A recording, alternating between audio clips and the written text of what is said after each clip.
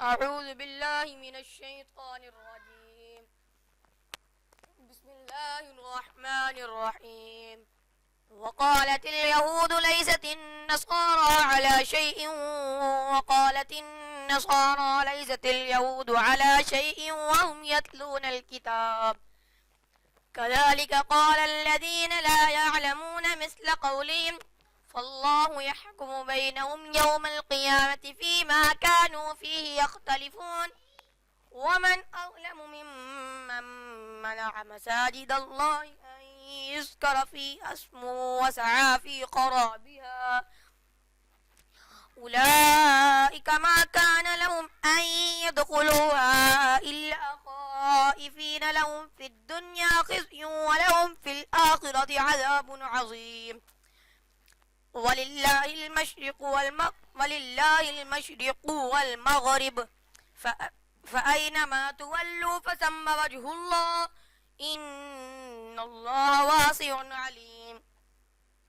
وقالوا اتخذ الله ولدا سبحانه بل له ما في السماوات والأرض كل له قانتون بديع السماوات والأرض وإذا قضى أمرا فإنما يقول له كن فيكون.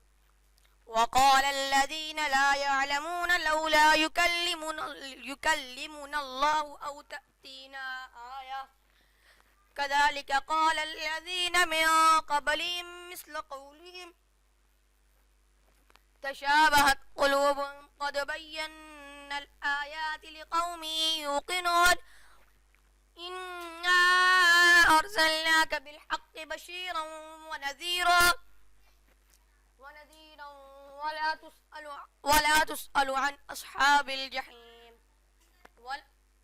فلا ترضى عنك اليهود ولا النصارى حتى تتبع ملتهم قل إن هدى الله هو الهدى ولئن اتبعت أهواءهم بعد الذي جاءك من العلم ما لك من الله من ولي ولا نصير.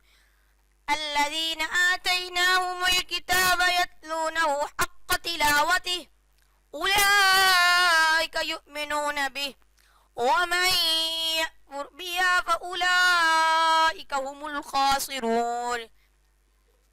يا بني إسرائيل اذكروا نعمتي التي أنعمت عليكم وأني فضلتكم على العالمين واتقوا يوما لا تجزي نفس عن نفسها شيئا ولا يقبل منها عدل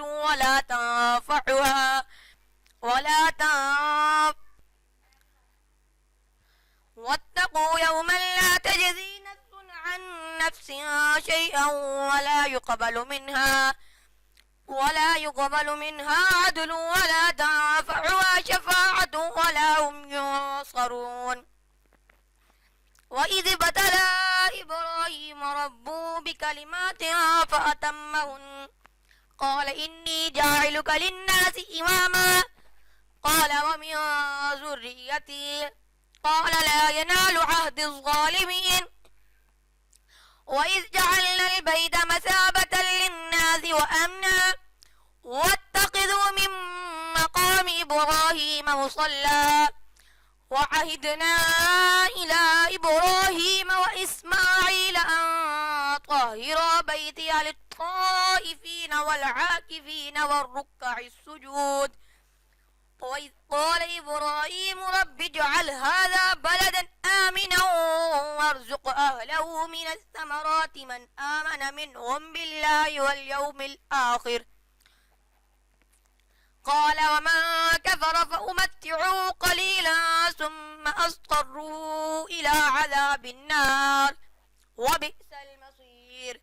وإذ يرفع إبراهيم القواعد من البيت وإسماعيل ربنا تقبل منا إنك أنت السميع العليم ربنا واجعلنا مسلمين لك ومن ذريتنا أمة مسلمة لك وأرنا مناسكنا وتب علينا إنك أنت التواب الرحيم.